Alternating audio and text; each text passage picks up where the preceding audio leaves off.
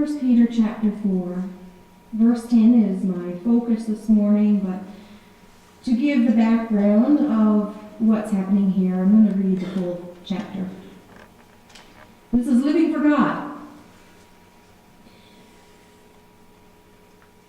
Therefore, since Christ suffered in his body, arm yourselves also with the same attitude, because he who has suffered in his body is done with sin. As a result, he does not live the rest of his healthy life for evil human desires, but rather for the will of God.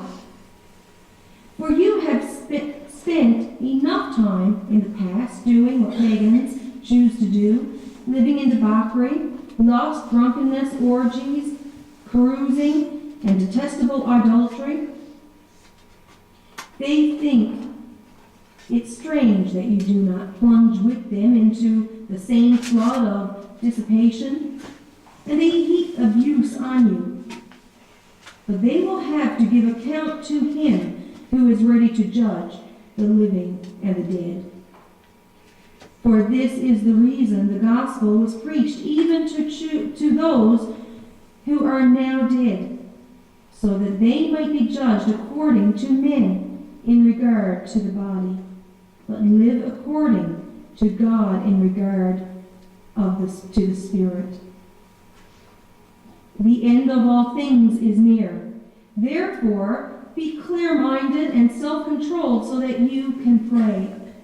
Above all, love each other deeply, because love covers over a multitude of sins. Offer hospitality to one another without grumbling.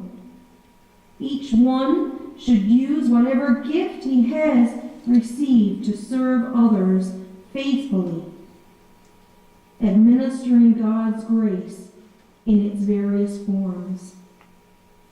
If anyone speaks, he should do it as one speaking the very words of God. If anyone serves, he should do it with the strength God provides, so that in all things God may be praised through Jesus Christ. To him be the glory and the power forever and ever. Amen.